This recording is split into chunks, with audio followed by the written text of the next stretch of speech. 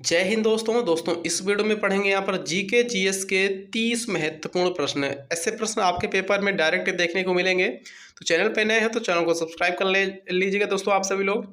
चलिए video start करते हैं। देखिए दोस्तों, आप सभी लोग करते क्या हो, आप सभी लोग वीडियो देखकर चले जाते हैं। वीडियो को प्लीज शेयर किया करो, टाइम लगता है, टाइम वेस्ट होता है दोस्तों वीडियो बनाने में। ठीक, आप सभी के लिए इतनी हेल्प कर रहा हूँ तो आप सभी लोग प्लीज कुछ तो रिटर्न में दिया करो मुझे। ठीक है दोस्तों, आप लोग वीडियो को स्टडी ग्रुप में शेयर किया करें, चाहे टेलीग्राम हो, व्हाट्सएप ग्रुप हो, फेसबुक ग्रुप हो। ठीक है दोस्तों, और प्लीज लाइक कर दिया करें। अगर अच्छा लगे तो लाइक कर दिया करें, कुछ बता दिया करें सर इसमें और सुधार करिए, गंदा है, अच्छा नहीं है, समझ में नहीं आया। ठीक दोस्तों, इस तरीके से प्लीज बताया करें कमेंट बॉक्स में। कमेंट इसीलिए दोस्तों देखने के लिए नहीं है वो।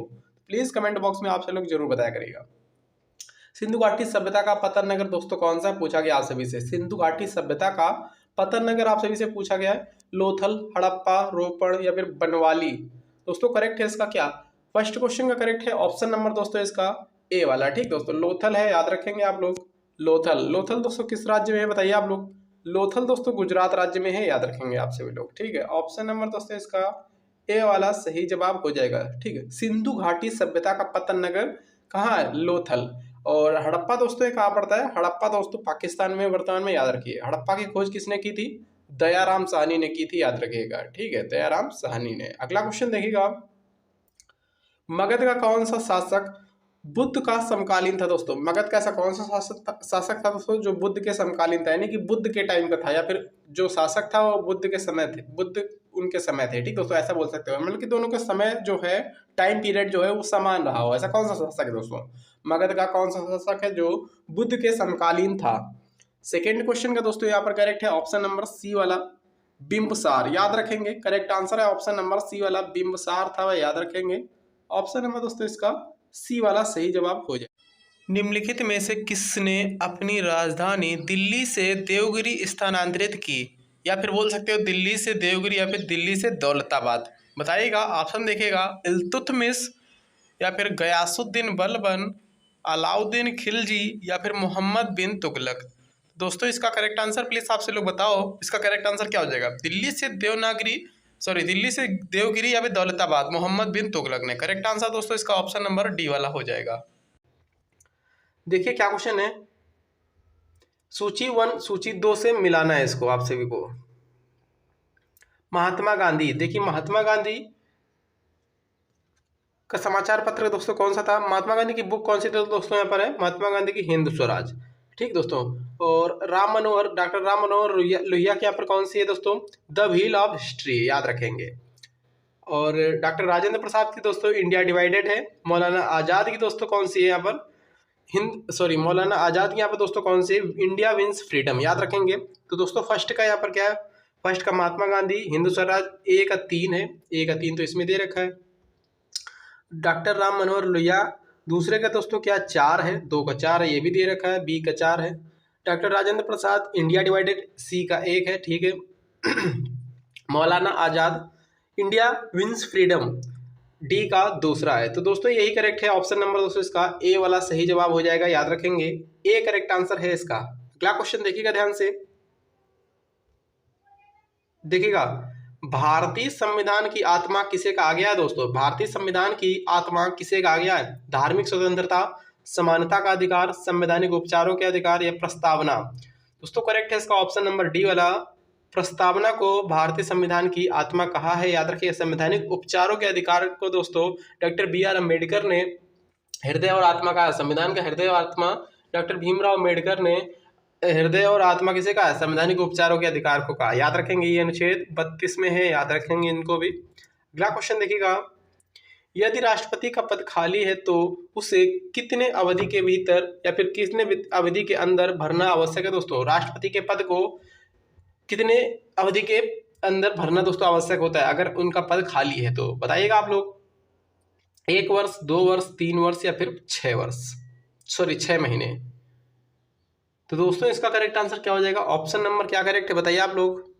दोस्तों अधिकतम यहाँ पर 6 महीने के अंदर यहाँ पर राष्ट्रपति का जो खाली पद पड़ा है उनको भरना जरूरी है, याद रखेंगे। ऑप्शन नंबर डी करेक्ट है इसका। अगला क्वेश्चन देखिएगा, राज्यसभा के लिए नामित निर्वाचित प्रथम फिल्म अभिनेत्री कौन थी दोस्तों, बताइएगा आप लोग। नरगिस दत्त या फिर विजयंती माला, हेमा मालिनी, जयललिता। दोस्तों करेक्ट है ऑप्शन नंबर ए वाला, नरगिस दत्त थी, याद रखिएगा। राज्यसभा के लिए नामित निर्वाचित प्रथम फिल्म अभिनेत्री नरगिस दत्त थी। अगला क्वेश्चन देखिएगा, राज्य का उच्चतम विधि अधिकारी दोस्तों कौन होता है? राज्य का उच्चतम विधि अधिकारी कौन होता है दोस्तों? एडवोकेट जनरल होता है, याद रखिएगा। एडवोकेट जनरल यानी कि महाधिवक्ता बोल सकते हो दोस्तों। इसकी नियुक्ति राज्यपाल करते हैं, अनुच्छेद 165 के तहत राज्यपाल इसकी नियुक्ति करते हैं एडवोकेट जनरल की, याद रखिएगा। भारत का महान्यायवादी पूछ रहे तो अटॉर्नी जनरल को बोलते हैं, ये भी आपसे लोग याद रखिएगा। भारत का उच्चतम विधि अधिकारी जब पूछे तो राज्य का पूछा है, ठीक है। भारत का उच्चतम विधि अधिकारी पूछे तो महान्यायवादी यानी कि अटॉर्नी जनरल, ठीक है, ये करेक्ट हो जाता। फिलहाल करेक्ट है इसका दोस्तों ऑप्शन नंबर बी वाला। अगला क्वेश्चन देखिएगा ध्यान से, ऑपरेशन फ्लड संबंधित है दोस्तों। ऑपरेशन फ्लड किससे संबंधित है? तिलहन, अनाज, या फिर आपका दूध, या फिर अंडा, बताइए आप लोग। ऑपरेशन फ्लड दोस्तों दुग्ध उत्पादन बोल सकते हो या दूध उत्पादन बोल सकते हो, सी करेक्ट है, याद रखेंगे। और यहाँ पर तिलहन उत्पादन दोस्तों पीली क्रांति है उसके लिए, ठीक है। और अंडा उत्पादन दोस्तों इसके लिए आपसे लोग बताइएगा, अंडा उत्पादन के लिए कौन सी क्रांति होती है? कमेंट बॉक्स में कमेंट करिएगा। मयूरभंज खान निम्नलिखित में से, मयूरभंज खान जो है दोस्तों, मयूरभंज खान निम्नलिखित में से किस धातु खनिज के लिए जाना जाता है दोस्तों? मयूरभंज, बताइए आप लोग। तांबा, एल्युमिनियम, लौह अयस्क, या फिर बॉक्साइट दोस्तों? करेक्ट है इसका ऑप्शन नंबर सी, बॉक्साइट, याद रखेंगे, सी करेक्ट आंसर हो जाएगा।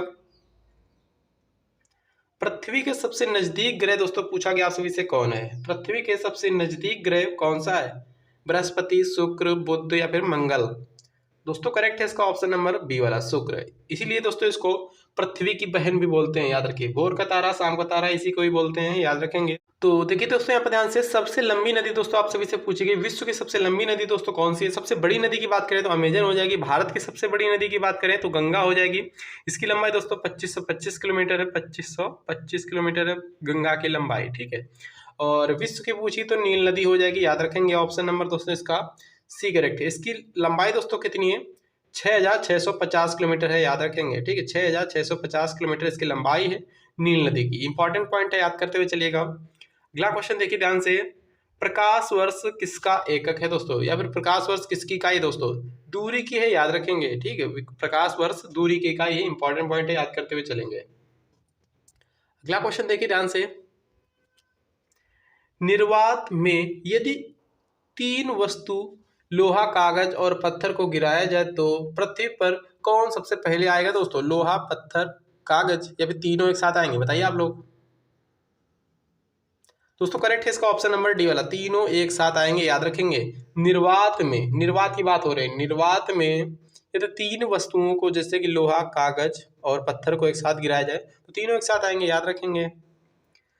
देखिएगा अगला क्वेश्चन, किस तापमान पर सेंटीग्रेड और फ़ारेनहाइट पैमाने के मान समान होते हैं दोस्तों? यह समान हो जाता है 0 डिग्री, -273, -40, या फिर ±4 डिग्री दोस्तों? करेक्ट है इसका ऑप्शन नंबर सी वाला, -40 डिग्री, ऑप्शन सी करेक्ट है। अगला क्वेश्चन देखिएगा, एंडोस्कोपी किस विधि से होता है दोस्तों? एंडोस्कोपी किस विधि से होता है?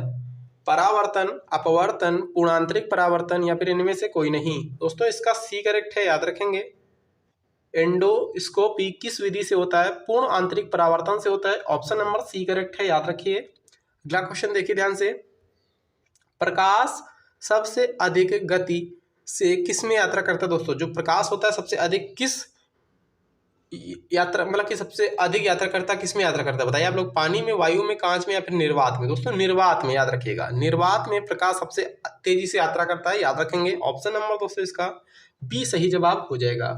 अगला क्वेश्चन देखिए ध्यान से, बायल का नियम निम्नलिखित में से किस स्थिति में लागू होता है दोस्तों? बायल का नियम किस स्थिति में लगाया जाता है? नियत दाब पर, नियत दाब पर, नियत दाब और ताप पर, तापमान पर, या फिर नियत दाब लेकिन परिवर्ती तापमान दोस्तों? करेक्ट है ऑप्शन नंबर बी वाला, नियत तापमान पर लागू होता है। बायल का नियम दोस्तों जो है नियत तापमान पर लागू होता है, बी करेक्ट है। अगला क्वेश्चन देखिए ध्यान से, प्रकृति में विद्युत धनात्मक होती है दोस्तों? प्रकृति में विद्युत धनात्मक होती है, क्या होती है दोस्तों? विद्युत धनात्मक धातुएं, ठीक है। करेक्ट आंसर दोस्तों इसका ऑप्शन नंबर सी वाला हो जाएगी। धातुएं जो होती हैं प्रकृति में विद्युत धनात्मक होती हैं, इंपॉर्टेंट पॉइंट है, डी करेक्ट है, याद रखेंगे। अगला क्वेश्चन देखिएगा, भविष्य का ईंधन दोस्तों कौन है इसमें से? एथेनॉल, हाइड्रोजन, मीथेन, प्राकृतिक गैस। दोस्तों हाइड्रोजन है, याद रखिएगा। भविष्य का ईंधन हाइड्रोजन है, ऑप्शन नंबर बी करेक्ट है, याद रखिएगा। देखिए, centre for DNA fingerprint and diagnostic अवस्थित है दोस्तों, कहाँ स्थित है? हैदराबाद, बेंगलोर, दिल्ली, चेन्नई। दोस्तों हैदराबाद में स्थित है, याद रखिएगा। डीएनए का फुल फॉर्म क्या होता है दोस्तों? Deoxyribose nucleic acid. Important point है, याद करिएगा। ए करेक्ट है। देखिए अगला क्वेश्चन, क्या क्वेश्चन बन रहा है? नदियों, तालाबों आदि में पाए जाने वाले जलीय हरे पौधों को क्या कहा जाता है दोस्तों? शैवाल बोलते हैं उनको, याद रखेंगे। ऑप्शन नंबर दोस्तों इसका बी करेक्ट है, शैवाल। ठीक है, नदियों, तालाबों आदि में पाए जाने वाले मतलब पाए जाने वाले जलीय हरे पौधों को क्या कहा जाता है दोस्तों? शैवाल कहा जाता है, याद रखेंगे।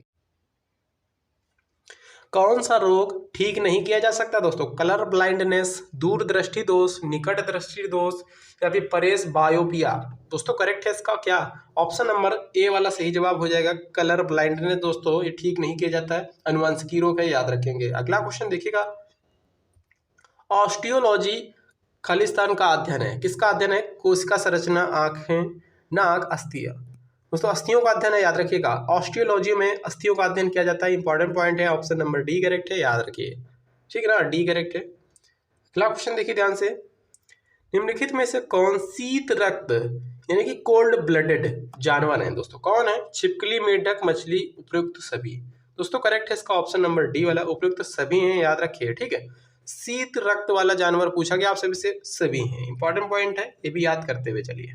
मेरा एक नंबर है 8957621626। ठीक है दोस्तों, इस पे प्रैक्टिस सेट दोस्तों आपसे लोग जिसको भी प्रैक्टिस सेट बाई करनी है प्रैक्टिस सेट बाई कर सकता है। कोई भी कॉल नहीं करेगा क्योंकि फ़ोन जो है वो स्विच ऑफ आएगा। ठीक दोस्तों, व्हाट्सएप पर करेगा कांटेक्ट, और जब मुझे टाइम मिलेगा तो आपसे को रिप्लाई दे दूंगा। जिसको बाई करना है तो बाई कर सकता है। 100 रुपये उसका चार्ज रखा गया है। ठीक दोस्तों, 100 रुपये चार्ज है दोस्तों। इसमें 15 फुल मॉक टेस्ट मिलेंगे। किसी भी एग्जाम की तैयारी कर रहे हो, BSF, CISF, SSB, ITBP, CRPF, कोई से भी एग्जाम, एसएससी, जीडी, सभी के लिए महत्वपूर्ण वहाँ पर क्वेश्चन रहने वाले हैं। उनको लगाने से आप सभी को बहुत ज़्यादा कॉन्फिडेंस आएगा और बेनिफिट्स भी मिलने वाले हैं। ठीक दोस्तों, एग्जाम में हु क्वेश्चन वहाँ से मिलने वाले हैं, तो प्लीज़ उसको आप लोग जरूर बाई करिएगा। काफ़ी ज़्यादा टाइम लगा उसको सिलेक्ट क्वेश्चन करने में, बनवाने में बहुत ज़्यादा समय लगा है दोस्तों, इंपॉर्टेंट पॉइंट है, तो प्लीज़ उनको जरूर बाई करिए आप सभी लोग। इंपॉर्टेंट पॉइंट वहाँ पे रखे गए हैं, काफ़ी अच्छे अच्छे क्वेश्चन वहाँ पे रखे गए हैं। ठीक, जो आप सही के पेपर में डायरेक्ट वहाँ से पूछे जा सकते हैं, तो इसलिए बोल रहा हूँ उसको जरूर बाई करिएगा आप सभी लोग। चलिएगा देखिए क्या क्वेश्चन बनना है। वह सुल्तान कौन था दोस्तों जिसने खलीफा के अधिकार को मानने से इनकार कर दिया था? अलाउद्दीन खिलजी, गयासुद्दीन खिलजी, या फिर आपका मोहम्मद बिन तुगलक, या फिर कुतुबुद्दीन ऐबक। सॉरी, कुतुबुद्दीन मुबारक है, यहाँ पर ऐबक भी होता है। तो दोस्तों करेक्ट है इसका ऑप्शन नंबर ए वाला। ठीक है, वह कौन सा सुल्तान था जिसने खलीफा के अधिकार को मानने से मना कर दिया? अलाउद्दीन खिलजी था वह। अगला क्वेश्चन देखिएगा, शिवाजी ने कितनी बार सूरत को लूटा था दोस्तों? सूरत को कितनी बार लूटा था शिवाजी ने?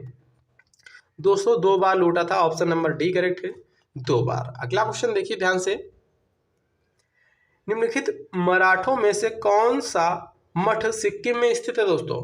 कौन सा मठ है? रूमटेक, के, हेमिस, ताबो। रूमटेक है वो, याद रखेंगे। करेक्ट आंसर दोस्तों इसका ऑप्शन नंबर ए वाला है, याद रखिएगा। ए करेक्ट आंसर हो जाएगा। अगला क्वेश्चन देखिएगा, हड़प्पा सभ्यता का कौन सा स्थल भारत में नहीं है दोस्तों? कौन सा स्थल ऐसा है जो भारत में नहीं है? मांडा भारत में, सुरकोटदा भारत में, उल्लास भारत में, बालाकोट भारत में नहीं है, याद रखेंगे। करेक्ट आंसर है ऑप्शन नंबर डी वाला। मेगास्थनीज किसके दरबार में आया था दोस्तों? मेगास्थनीज किसके दरबार में आया था? अशोक, हर्ष, चंद्रगुप्त मौर्य। करेक्ट आंसर है ऑप्शन नंबर दोस्तों ए वाला, चंद्रगुप्त मौर्य के दरबार में आया था, याद रखिएगा। तो वीडियो कैसा लगा कमेंट में जरूर बताइएगा। मिलते हैं नेक्स्ट वीडियो में। थैंक यू, जय हिंद दोस्तों।